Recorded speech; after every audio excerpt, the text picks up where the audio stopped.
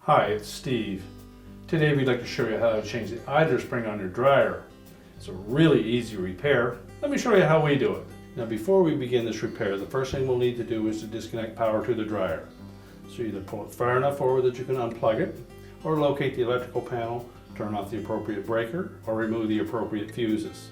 Now once we've done that, we'll still want to pull that dryer just slightly forward so that we can access all the components. So our next step will be to remove the front of this dryer. So we'll begin by opening up the door. We're going to remove the screws that secure the hinge to the cabinet. There's typically 2 Phillips screws.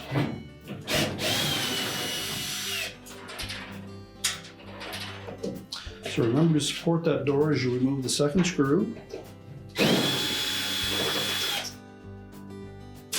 The door will typically stay in place because the hinges have hooks on the end of them.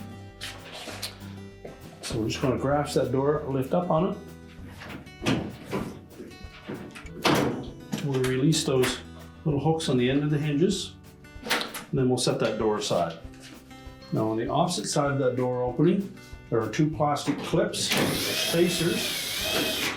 And again, they have Phillips screws that we need to remove.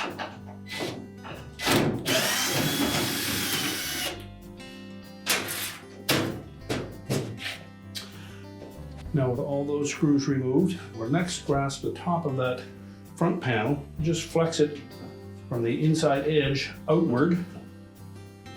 That will unhook it from 2 clips that are on the side of that cabinet. We can lift it off of the base. These are the 2 slotted openings for those clips, and those slots on the bottom of that front panel will sit on these 2 clips that attach to the base frame. We'll set that front panel aside. So the first step in removing that front bulkhead is to remove these 2 clips that are at the top of the bulkhead, and they secure the main top to the cabinet. There's a single 5/16 hex head screw in each of those brackets. So remove that screw and then pivot the bottom of that hook to the outside and allow it to drop down. This hook will fit into a slot that is located on the bottom of that main top. We'll do the same for the other side. And again, just pivot it towards the outside and drop it down and out. Now our next step will be to remove 4 screws that secure that bulkhead to the cabinet. So there'll be 2 on the very bottom, and 2 more at the top. And there'll be the screws that are closest to that spring clip. Now once we remove the screws for that bulkhead, our next step will be to lift up just slightly on the front of that main top, and then we'll pull that bulkhead away from the dryer. Now the dryer drum is sitting on the glides on that bulkhead, so you may need to just take a little bit of the weight of that drum as you remove it. So again, just lift up slightly on that top. And then lift that bulkhead out.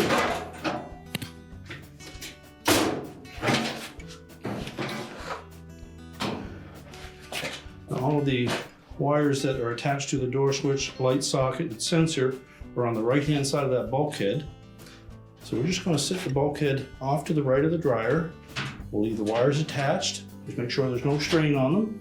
Now our next step will be to remove the belt from the idler so they can remove the drum.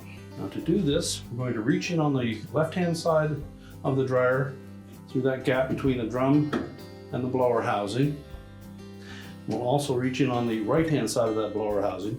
Once we locate that idler wheel, you'll find that the belt comes down over the left-hand side of that drum, goes out over top of the idler wheel, below the idler wheel, wraps around the motor pulley, and then off to the right-hand side. So we're going to pull that idler pulley to the left. That will release the tension on the belt. We can slip it off of the motor pulley, and then allow that idler to come back to the right, and the belt is disconnected from it. So now we're going to lift that drum out through the opening in the front of the dryer. Now if you wish, and if you have enough room behind your dryer that you can tilt that main top up, it'll make that job a lot easier. So if you haven't done so, we're going to lift that top up and support it. So just lift up on that top, make sure there's enough room behind the dryer that the console doesn't contact the wall. Now with the top in the fully upright position, we'll take a lanyard that we've secured, we'll hook through the hole in the bottom of that main top.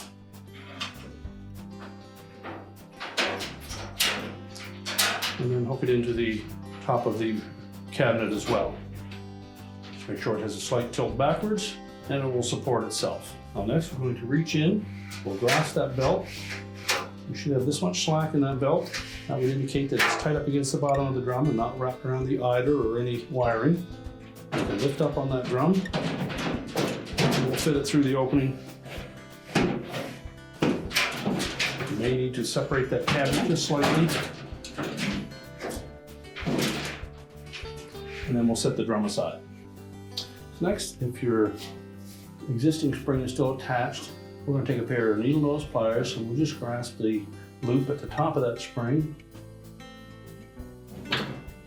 and pull it out of the hole in the eider arm. You can then remove the spring from the hole in the bottom of the cabinet. Now when installing the new spring, we're going to take the end that has the 90-degree hook on it. We'll put that through that grommet in the base. Make sure it's hooked into there. We'll grasp the top of that spring.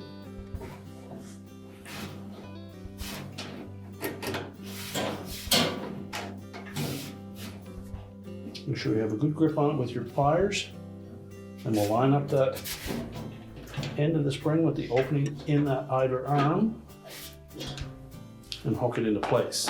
Now the spring may have came with this rubber damper. We're basically going to attach that onto the end of that spring where it attaches to that eider arm.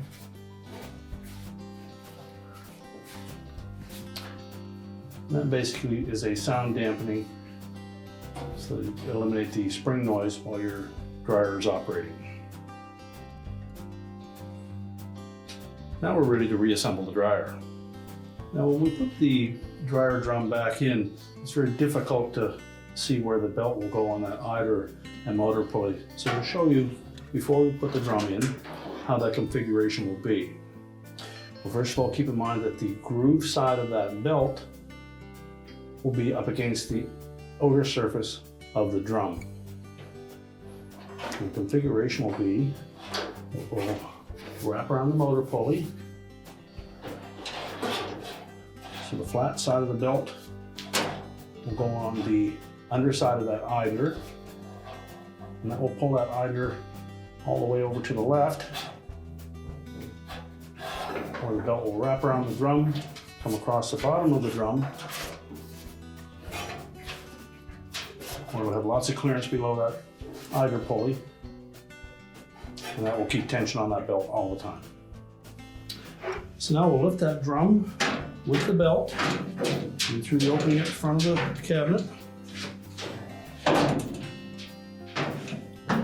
And then we'll set it on the rear drum rollers and release the tension on that belt. And we'll also make sure that the rear felt is not pinched anywhere. And then we're going to reach in underneath and attach that belt to the eider and the motor. So with our left hand, we'll reach in, find that belt, make sure that the groove side of the belt is facing the drum. With the right hand, we'll do the same. We'll reach in, find that belt, and make sure we have no twists in that belt. And we're going to lay that belt across the top of the eider pulley. And then from the right hand side, we're going to push the belt below that eider pulley, forming a little loop. And then we'll push the pulley to the left. We'll take that loop with the belt and we'll wrap it around the motor pulley, making sure that the groove side of that belt fits right into that pulley.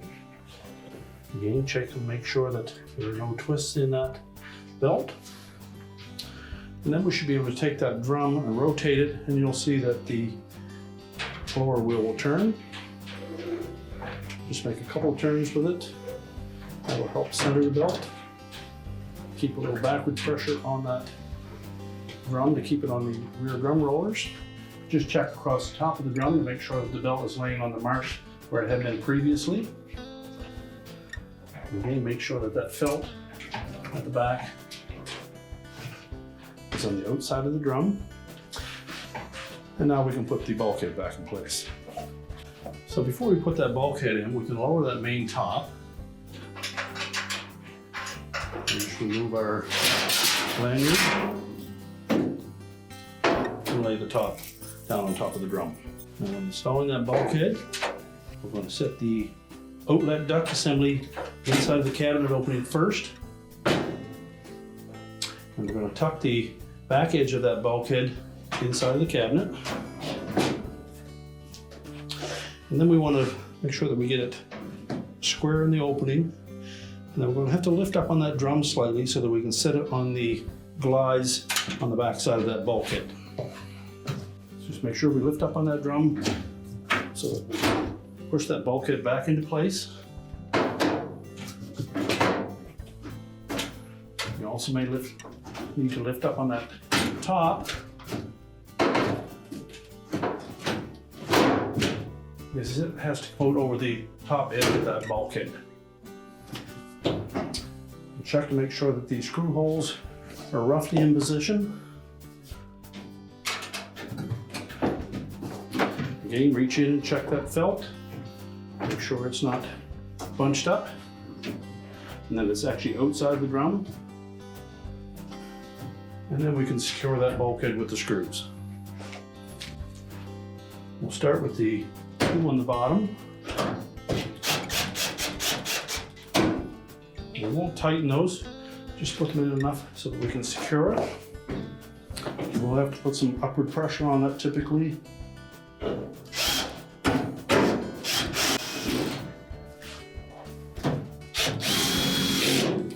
And then go ahead and tighten them all.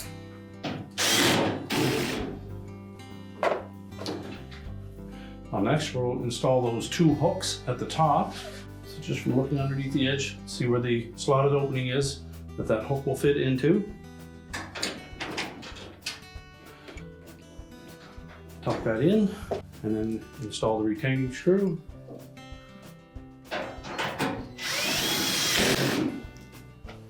Now once that's secure, we can go ahead and put the front panel on. Now when installing the front panel, we'll begin by sitting those two slotted openings over top of the mounting brackets on the bottom. And then we're going to insert the hooks and the end of those spring clips into those little slotted openings up near the top of the front panel.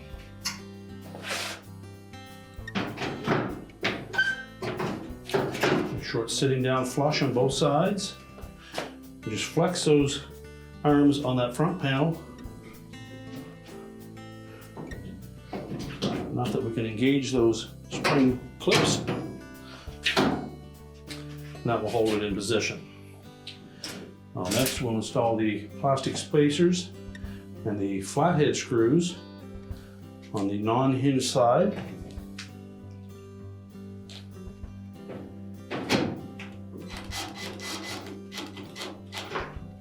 We won't tighten those just yet.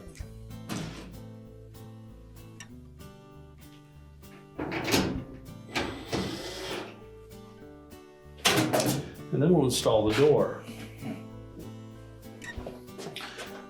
Now we'll tilt the hinges out. And then we'll insert them into those slotted openings one at a time.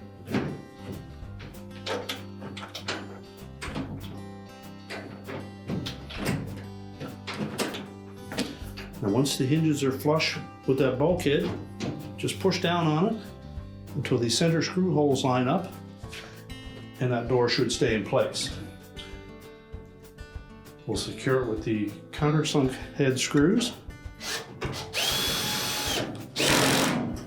And these we can tighten securely.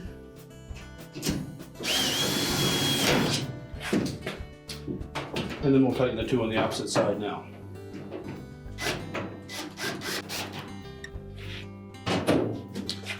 the operation of the door. And then we can prepare the dryer to push back into place. We're now ready to push the dryer back into place, reconnect the power, and our repair is complete.